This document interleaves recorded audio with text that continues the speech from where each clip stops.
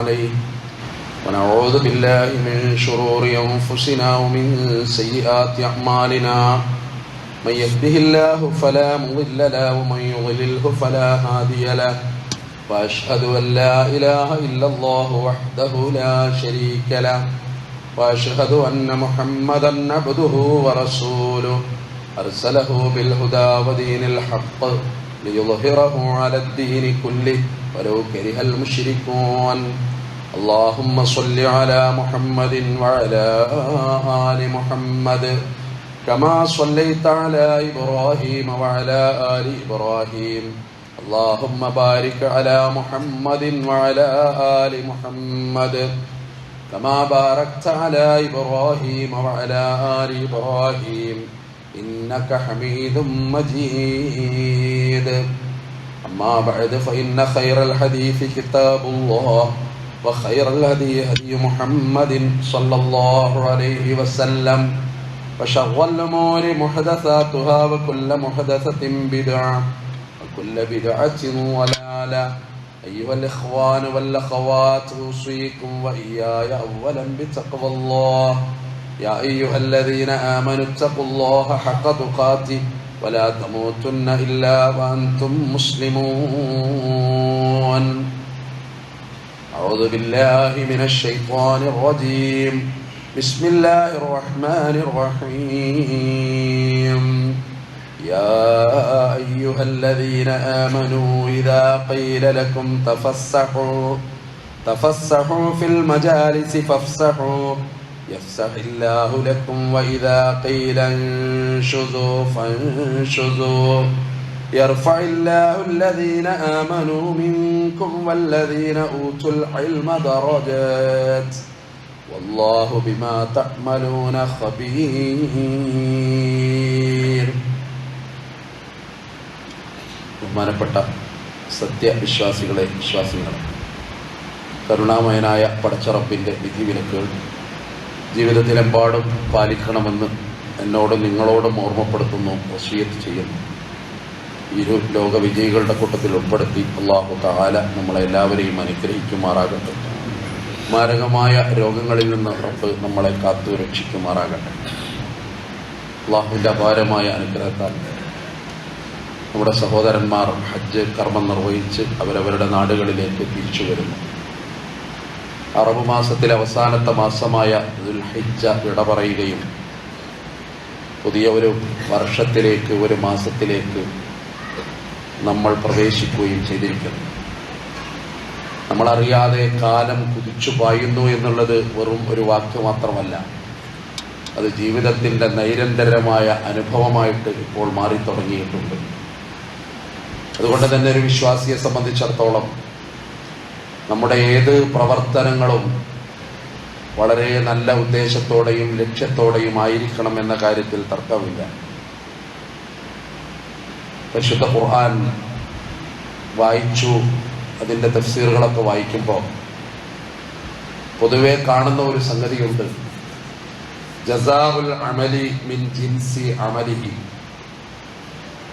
ഓരോ പ്രവർത്തനത്തിൻ്റെയും പ്രതിഫലം അതിനനുസൃതമായിട്ട് നമുക്ക് ലഭിക്കുമെന്നാണ്. അത് പരലോകമാകുവോളം നീണ്ടുപോകണമെന്നില്ല. അത് ചിലപ്പോൾ ഇഹലോകത്ത് തന്നെ ആയേക്കാം.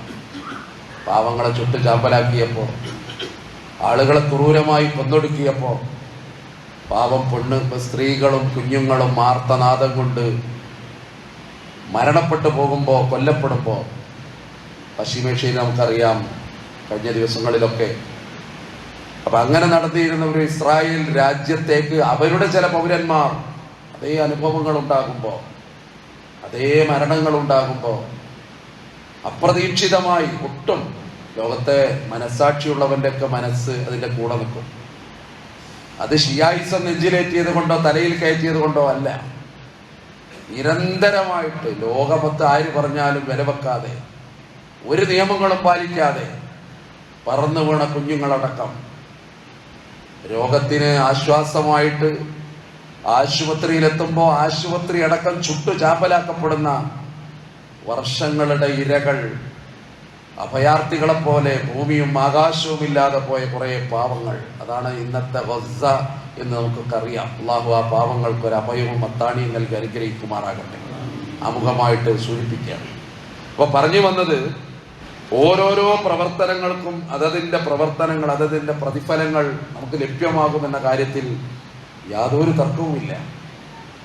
നമ്മൾ നന്മ ചെയ്താൽ, നല്ല ഉദ്ദേശത്തോടു കൂടി ചെയ്യുന്ന നന്മ വേറെ ഒരു രൂപത്തിൽ നമുക്ക് തിരിച്ചു വരും. തിന്മ ചെയ്താലോ സമാനമായ തിന്മ നമുക്ക് കടന്നു വരും. ഉമ്മയും ബാപ്പയും മരിച്ചുപോയി. ആ മരണത്തിന്റെ അവസാന നേരത്തൊക്കെ മക്കൾ എന്ന നിലയിൽ നമ്മൾ വല്ലാതെ അവരെ കഷ്ടപ്പെടുത്തി. അവരുടെ ആഗ്രഹങ്ങളുടെ കൂടെ നിൽക്കൂല. അവരുടെ വാർദ്ധക്യം അവർക്കൊരു കുറ്റമായിട്ട് നമ്മൾ ചാർത്തി. അവരുടെ സംസാരത്തെ, ഭാഷയെ പോലും നമുക്ക് അനിഷ്ടകരമായി തോന്നി. വീട്ടിൽ മൊത്തം ആഘോഷം നടക്കുമ്പോ ഈ വീട് മുഴുവൻ നിയന്ത്രിച്ച ഒരുത്തൻ അവിടെ ഒന്നിനും വയ്യാതെ കിടക്കുന്നത് പലപ്പോഴും നമ്മൾ മറന്നുപോയി. അങ്ങനെ മാതാപിതാക്കളോട് വളരെ മോശമായി കഷ്ടപ്പെടുത്തി അങ്ങനെ മരിപ്പിച്ച ചില മക്കളുണ്ടാകാം. കാലം ഒന്നിനെയും വെറുതെ വിടൂല എന്നാണ്. സത്തുബുദീലക്കൽ അയ്യാമു മാ കുന്ത ജാഹില. നിനക്കറിയാത്തത് കാലം നിന്നെ അറിയിക്കുന്ന.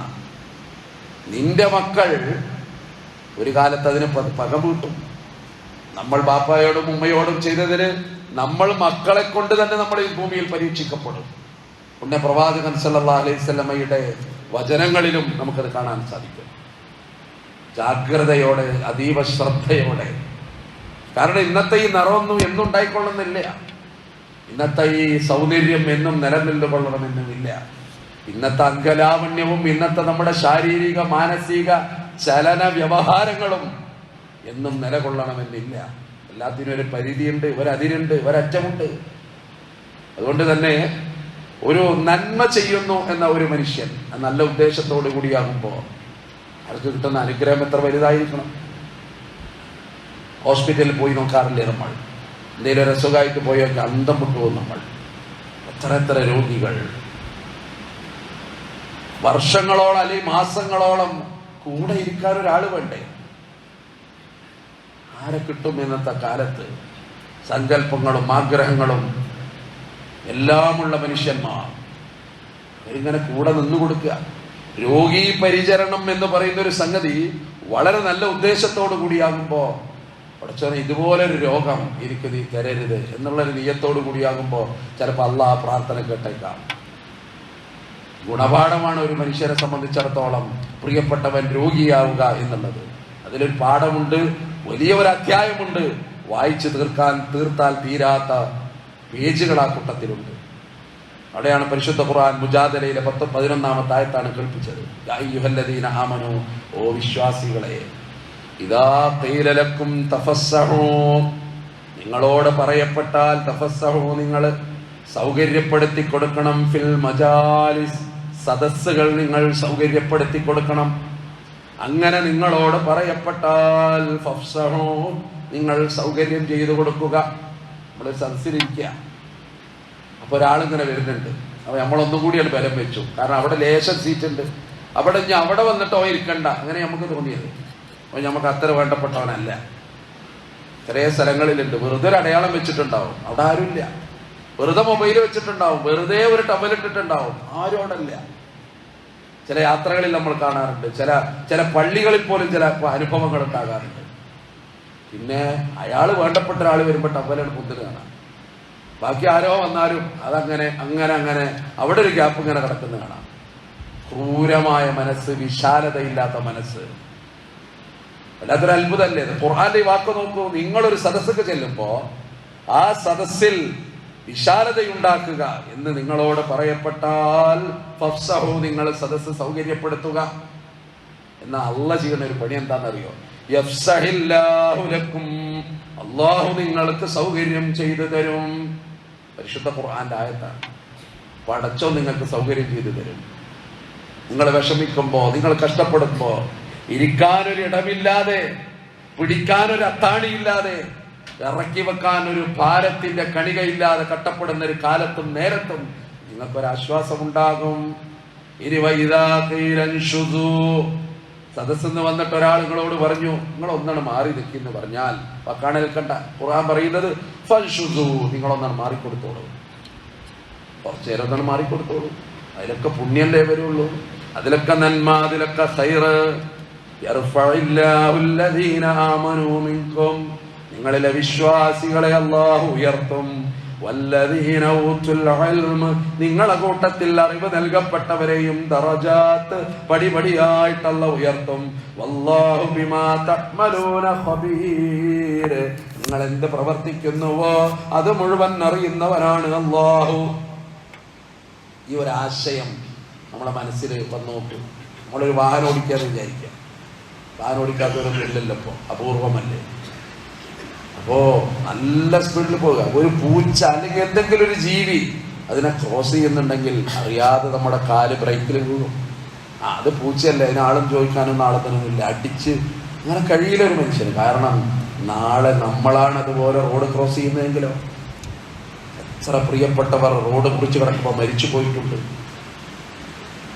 അറിയുന്ന കുറേ പാവങ്ങളുണ്ട്. അല്ലാഹു അവരുടെ ഖബറിടം വിശാലമാക്കി കൊടുത്ത് അനുഗ്രഹിക്കുമാറാകട്ടെ. ഒരു തെറ്റവർ ചെയ്തിട്ടില്ല. സീബ്രാ ലൈനിലൂടെ ക്രോസ് ചെയ്തത്. അവർക്ക് നല്ല ആത്മവിശ്വാസമുണ്ട്. നിയമത്തിന്റെ കൂടെ, സുരക്ഷിതത്വത്തിന്റെ കൂടെ വരുന്ന വാഹനങ്ങൾ നിർത്തുന്ന അവർ വിചാരിക്കുന്നത്. പക്ഷെ ആ നടത്തത്തിനിടയിലാണ് മരണമായിട്ട് ഏതോ ഒരു വാഹനം അവരെ പിടികൂടിയത്. അങ്ങനെ എത്ര പാവങ്ങളുണ്ട് ഈ ലോകത്തുനിന്ന് കടന്നുപോയി. വാഹനം ഓടിക്കുമ്പോ വേഗതയിൽ ഓടിച്ച ആൾക്കാണ് അങ്ങനെ വരിക എന്നല്ല ഈ പറയുന്നത്. ഞാൻ പറഞ്ഞു വന്നത്, അവിടെ നമുക്കൊരു ബോധം വരും. നമ്മളും അങ്ങനെ മുറിച്ചു കിടക്കുന്ന അങ്ങനെ ഒരു അവസ്ഥ വരുമ്പോ ഒരു വിനയം വരും. ഞാനും ഇതുപോലെ റോഡ് മുറിച്ചു കിടക്കുമ്പോൾ ബോധമുണ്ടാകും.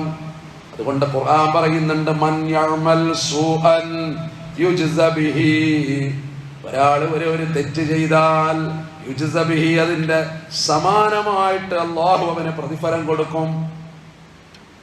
തെറ്റുകുറ്റങ്ങളുടെ ഉപദ്രവങ്ങൾ അതൊക്കെ മറ്റുള്ളവനെ നമ്മൾ ചെയ്താൽ പടച്ചോന്റെ ശിക്ഷ അങ്ങോട്ട് ഇറങ്ങും. അപ്പൊ അവന് ലഭ്യമാകൂല മിൻ ദൂനില്ലാഹി വലിയ്യൻ വലാ നസീറാ, അവന് ഒരു മിത്രമുണ്ടാവൂല, അവന് ഒരു സഹായിക്കാനും ഒരാളുണ്ടാവൂല. പരിശുദ്ധ ഖുർആൻ പറയാ പ്രവർത്തനങ്ങൾ വളരെ പ്രധാനമാണത്. ഒരു യുദ്ധത്തിന്റെ കാര്യം മാത്രമല്ല, നമ്മുടെ വ്യക്തി ജീവിതം നോക്കൂ. നമ്മളെ കഷ്ടപ്പെടുത്തിയ ആളുകൾ, പ്രയാസപ്പെടുത്തിയ ആളുകൾ അല്ലെ. വീട്ടിലൊരു പാവം മരുമകൾ വന്നു, ഏതോ വീട്ടിൽ നിന്ന് വന്നതാ. അപ്പോ ഉമ്മ അന്ന് അമ്മായിമ്മയുടെ റോളിലേക്ക് അങ്ങോട്ട് പോയി കഷ്ടപ്പെടുത്തി രാവും പകലിട്ടിട്ട് കാലം ഒന്നിനും കണക്ക് തീർക്കാതെ പോകില്ല.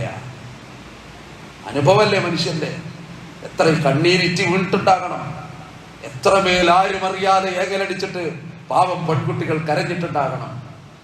അത് ഒറ്റി വീഴുന്നത് അർശിലേക്കാണെങ്കിൽ അവർക്ക് അനുഭവിക്കാൻ പോകുന്നത് ദുനിയാവിലും ആഖിറത്തിലുമാണ്.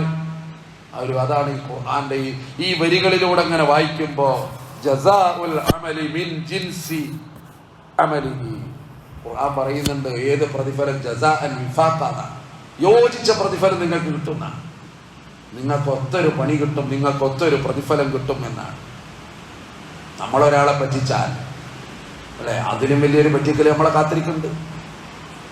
നമ്മൾ വെറുതെ പറ്റിച്ചു, ആ മീഡിയക്കാരന് വെറുതെ 250 റുപ്യൊക്കെ പറ്റിച്ചത്. കണ്ടെയ്നറുകൾ ഓർഡർ കൊടുത്ത് കാത്തിരിക്കുന്ന നമ്മൾ ചിലപ്പോൾ അതൊക്കെ പോടിയാൻ പോകും. മനുഷ്യരാണ്, അല്ലാഹു വലിയവനാണ്. ഏത് കണ്ണീര് എവിടെ വീഴുമെന്ന് അറിഞ്ഞുകൂടാ. അതുകൊണ്ട് മനുഷ്യരോട് ദയ കാണിക്കണം എന്നാ പറയുന്നത്. അല്ലാഹുവിന്റെ പ്രവാചകൻ സല്ലല്ലാഹു അലൈഹി വസല്ലം അതാ പഠിപ്പിച്ചത്, യർഹമു മൻ ഫിൽ അർള് യർഹമുക്കും മൻ ഫിസ് സമാ.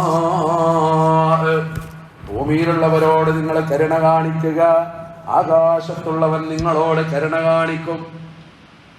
അള്ളാന്റെ കരുണ എന്ന് പറഞ്ഞാല് ഇവിടെ നിൽക്കൂല, അത് സ്വർഗാണ്, അനുഗ്രഹീത സ്വർഗാണ്. പടച്ചോൻ ഒരാളോട് കരുണ കാണിച്ചാൽ അയാൾക്ക് സ്വർഗാണ്. അതിനും വലിയൊരു പ്രതിഫലം വേറുണ്ടോ? അതിലപ്പുറം വേറൊന്നുണ്ടോ? ദുഃഖങ്ങളില്ലാത്ത, മരണമില്ലാത്ത, രോഗങ്ങളില്ലാത്ത, ആദിയും വ്യാധിയുമില്ലാത്ത ആനന്ദവും ആഹ്ലാദവും മാത്രം അറ്റമില്ലാത്ത കാലത്തോളം അനുഭവിക്കുന്ന മഹാ അത്ഭുതത്തിന്റെ ഗേഹത്തിന്റെ പേരാണ് സ്വർഗം. പടച്ചോൻ അവിടെ എത്താൻ നമുക്ക് തൗഫീഖ് നൽകി അനുഗ്രഹിക്കുമാറാകട്ടെ. അവിടെയാണ് കഷ്ടപ്പെടുന്ന മനുഷ്യന്മാർ, നമ്മുടെ ഉള്ളിന്റെ ഉള്ളിലെ ദയ. ഡയാലിസിസ് ചെയ്തിട്ട് കഷ്ടപ്പെടുന്ന പാവങ്ങൾ, കാലിലിങ്ങനെ നീര് വരിക, അയാളവിടെ ഇങ്ങനെ നിൽക്കുന്നുണ്ട്, വണ്ടി കിട്ടിയിട്ടില്ല. വണ്ടി കൊണ്ടാ നമ്മൾ പോണിച്ച് അയാളെ കൊണ്ടുപോയി കൊടുത്താൽ അതിനൊരു നീയത്ത്, അല്ലെങ്കിൽ ഇന്നത്തെ അതിന്റെ ചെലവന്റെ വക എന്ന് പറഞ്ഞ് കൊടുത്താൽ അല്ലേ, അള്ളാഹു എന്തൊക്കെ സഹായം ചെയ്യുന്നറിയോ. അൽ മുസ്ലിമു, ചിലപ്പോ നമ്മളെ കുടുംബക്കാരനാകാം, അല്ലാതിരിക്കാം, മഹല്ലുകാരനാകാം, അല്ലാതിരിക്കാം. അൽ മുസ്ലിമു അഖുൽ മുസ്ലിം, ഒരു മുസ്ലിം മറ്റൊരു മുസ്ലിമിന്റെ സഹോദരൻ. ബുഖാരിയുടെ ഹദീസാണ്. ലാ യസ്ലിമുഹു വലാ യുസ്ലിമുഹു, ഒരു തരത്തിലും അവൻ മറ്റവനെ ആക്രമിക്കൂല, കീഴ്പ്പെടുത്തൂല, ഇതിന്റെ കീഴിൽ തന്നെ നിൽക്കണമെന്ന് വാശി പിടിക്കൂല.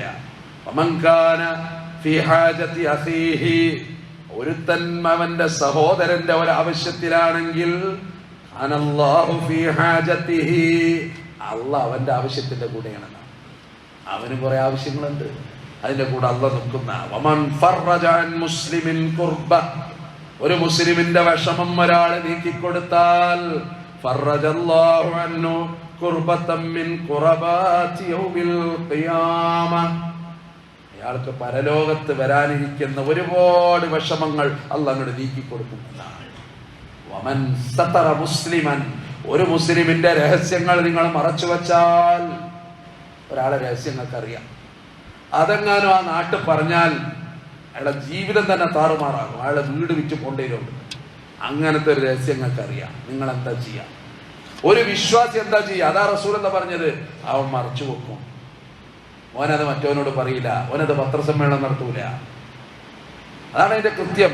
വമൻ സതറ മുസ്ലിമൻ സതറഹുല്ലാഹു യൗമൽ ഖിയാമ, നാളെ പരലോകത്ത് അവന്റെ പാപങ്ങൾ അല്ലാഹു മറച്ചു വെക്കുകയാണ്. പരലോകത്തിന്റെ കുറെ കാര്യങ്ങൾ പറയുന്നിടത്ത് കാണാം.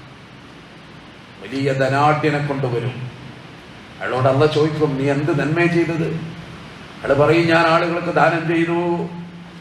അപ്പൊ അല്ലാഹ് പറയും, നീ കൊടുത്തു എന്നുള്ളത് ശരിയാണ്, പക്ഷേ അനക്ക് പേരുണ്ടാകാൻ വേണ്ടിയിട്ടല്ല കൊടുത്തത്, അത് ദുനിയാവെന്ന് കിട്ടിയില്ലേ, അതുകൊണ്ട് നീ നരകത്ത് പോ.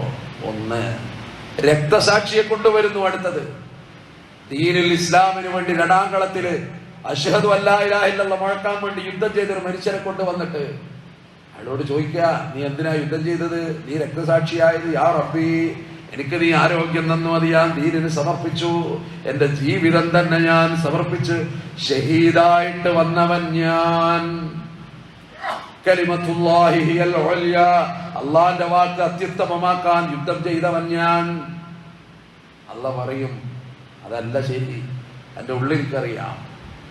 നീ യുദ്ധം ചെയ്യുമ്പോൾ ആളുകൾ എന്നെ പറ്റി പറയണം, ധീരയോദ്ധാവ്, ധൈര്യശാലി, വീരശൂര പരാക്രമി. അതൊക്കെ ദുനിയാവെന്ന് കിട്ടി, അതുകൊണ്ട് നീയും നരകത്തിലേക്ക് മഹാപണ്ഡിതനെ കൊണ്ടുവരുമത്രേ. അയാളോട് പറയും, ഇൽമു തന്നു, നീ എന്ത് ചെയ്തു? ഞാൻ ആളുകൾക്ക് പറഞ്ഞു കൊടുത്തു, അവർക്ക് ഒരുപാട് നന്മകൾ ഞാൻ ചെയ്തു, എന്റെ അറിവ് കൊണ്ട് ജനത്തിന് ഞാൻ ഒരുപാട് പ്രയോജനം ചെയ്തിട്ടുണ്ട് റബ്ബേ. അപ്പൊ അല്ലാഹ് പറയും, നീ പറഞ്ഞത് കള്ളമാണ്, നീ ചെയ്തു എന്നത് ശരിയാണ്, അത് ദുനിയാവിൽ നിനക്കൊരു പേരും പെരുമയും ഉണ്ടാകാൻ, അത് ദുനിയാവെന്ന് നിനക്ക് കിട്ടി, നിന്റെ ഉദ്ദേശവും ശരിയല്ല, അതുകൊണ്ട് നീയും പോകേണ്ടത് നരകത്തിലേക്ക്. ആ 3 സംഭവങ്ങൾ വായിക്കുമ്പോൾ അത്ഭുതം തോന്നും. സാറ ത്യാഗമുള്ള വേറെ വിഷയങ്ങളുണ്ടോ ലോകത്ത്? ഒന്ന് രണാങ്കളത്തിലെ പോരാട്ടം, മറ്റൊന്നൊരു പണ്ഡിതന്റെ ജീവിതത്തിലെ അയാളെ കുടുംബം പോലും മറന്നു ചെയ്ത സംഗതികളാകാം അയാൾ. മൂന്നാമത്തത് ഒരു ധർമ്മിഷ്ഠന്റെ ധർമ്മം.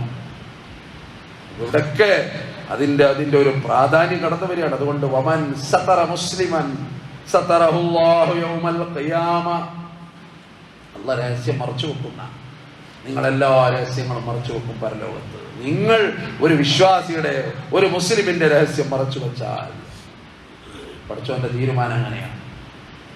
ദാറുൻ നദവയിൽ വെച്ച് അവർ യോഗം ചേർന്നു, അവർ ഈ നബിയെ കൊല്ലാൻ തീരുമാനിച്ചു. ശക്തമായ ആസൂത്രണമാണ്. ഹിജ്റയുടെ സന്ദർഭവും വേളയും ചരിത്രം നമ്മളോട് പറയുന്നുണ്ട്. അതിശക്തമായ ആസൂത്രണമാണ്. പക്ഷേ അല്ലാഹ് അതിലും വലിയ കളി കളിച്ചു. വമക്കറൂ, അവര് കുതന്ത്രം കളിച്ചു. പക്ഷേ വമക്കറുല്ലാഹ്, അവരെ കുതന്ത്രം അറിയുന്ന റബ്ബ് അതിനേക്കാളും വലിയ കുതന്ത്രം ചെയ്തു. വല്ലാഹു ഖൈറുൽ മാകിരീൻ. തന്ത്രശാലികളിൽ വെച്ച് ഏറ്റവും ഉത്തമൻ അല്ലാഹുവാണ്. ആണ് അതിന്റെ പാഠം. നമുക്കിങ്ങനെ തോന്നും, ഞാൻ അത്യാവശ്യം കുഴപ്പമില്ല, ഞാൻ തിരക്കടില്ല, ഞാൻ അതാണ്, ഒക്കെ വെറുതെ തോന്നുകയാണ്. ഒറ്റ മിനിറ്റ് മതി ഇത് പോകാൻ, ഒറ്റ മിനിറ്റ് മതി. മനുഷ്യന്റെ മാനം പോകാൻ ഒരു മിനിറ്റ് മതി. അള്ളാഹു കാത്തുരക്ഷിക്കുമാറാകട്ടെ. പടച്ചോന്റെ ഒരു സത്രത്തിലും അവന്റെ ഒരു കാവലിലല്ലേ നമ്മൾ ഈ മുന്നോട്ട് പോകുന്നത്. തകർന്നു പോകില്ലേ നമ്മളെ കുടുംബങ്ങൾ? മാനും മര്യാദയും ഒരു മനുഷ്യൻ നഷ്ടപ്പെട്ടാ പിന്നെ അവന്റെ ജീവിതത്തിൽ എന്താ അർത്ഥം? ഇതൊക്കെ അള്ളാഹ് കാക്കുകയാണ് മനുഷ്യനെ. അനുഗ്രഹങ്ങൾ വാരിക്കോരി അള്ളാഹ് നമുക്ക് തരിക. ഖാറൂന് ഒരുപാട് അനുഗ്രഹങ്ങൾ കൊടുത്തു. ഖുർആൻ പറയുന്നുണ്ട്, ഒരു ഉപദേശവും കൊടുത്തു. ഖാറൂൻ പരലോകത്തിന് വേണ്ടി പ്രവർത്തിക്കുക. എന്നാ ദുനിയാവിലെ പാവങ്ങളെ മറന്നു പോകും വേണ്ട.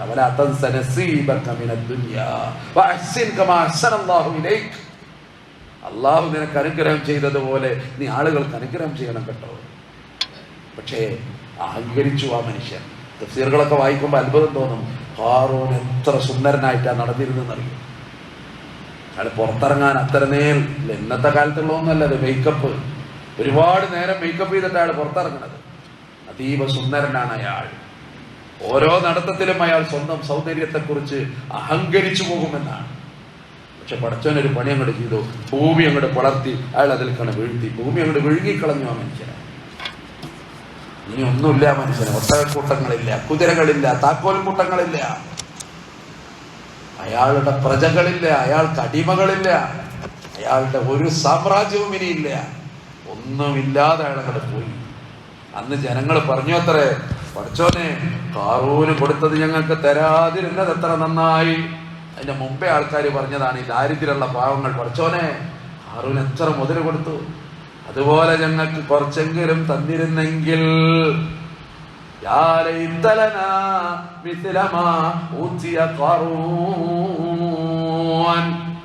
പക്ഷെ ഈ പണി കണ്ടപ്പോൾ ആൾക്കാരാണ് മാറി ചിന്തിച്ചു പോയി. അല്ലാഹ്, നീ എത്ര അനുഗ്രഹീതനാണ്, നീ എത്ര ഉന്നതനും മഹാനുമാണ്.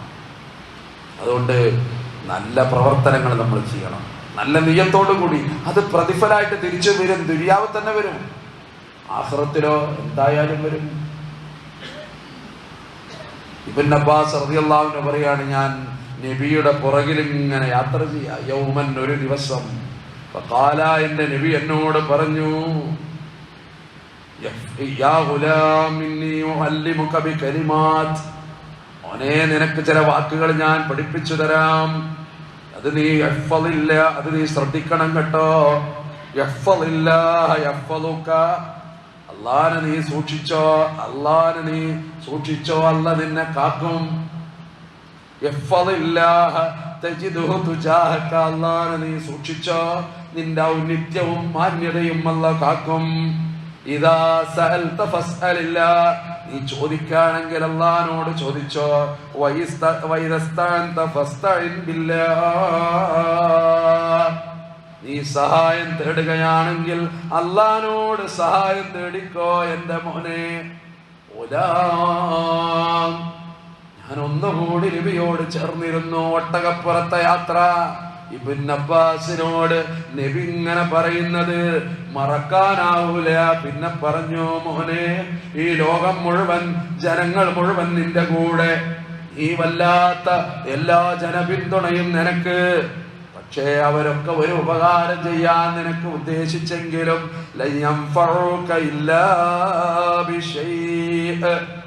ഒരു ഉപകാരവും അവർക്ക് ചെയ്യാൻ കഴിയില്ല. കാരണം അള്ളാഹ് എനിക്കെതിരാ. പടച്ചോന്റെ ഒരു കളല്ലാതെ നടക്കൂല മോനെ. ഇനി ജനങ്ങൾ മുഴുവൻ നിനക്കെതിരാണ്, മഹല്ല് മുഴുവൻ നിനക്കെതിരാണ്, നാട് മുഴുവൻ നിനക്കെതിരാണ്, കുടുംബം മുഴുവനും നിനക്കെതിരാണ്, ലോകത്തെ മുഴുവൻ മനുഷ്യരും നിനക്കെതിരാണ്. പക്ഷേ അല്ലാഹു നിന്റെ കൂടെയുണ്ട്. ഒന്നും അവർക്ക് തന്നെ ചെയ്യാൻ കഴിയില്ല. ഇബ്നു അബ്ബാസ് എപ്പോഴും പറയും, വല്ലാത്തൊരു ധൈര്യം നൽകിയ വാക്കാണത്. ഒരു വിശ്വാസി എന്ന നിലയിൽ അതാ നമ്മൾ ഉൾക്കൊള്ളേണ്ടത്. അത് ജീവിത പാതയിൽ ജീവിതത്തിന്റെ ഭാഗമാക്കി തീർക്കാൻ കഴിയണം. അതുകൊണ്ട് എന്ത് ദുഷ്പ്രവർത്തനങ്ങൾ നമ്മൾ ചെയ്താലും അത് വേറൊരു കോലത്തിൽ തിരിച്ചു വരും. അള്ളാഹു നമ്മളെ കാത്തു രക്ഷിക്കുമാറാകട്ടെ. നല്ല വിശ്വാസികളായി ജീവിച്ചു മരിക്കാൻ റബ്ബുൽ ഇസ്സത്ത് നമുക്ക് തൗഫീഖ് തന്ന് അനുഗ്രഹിക്കുമാറാകട്ടെ.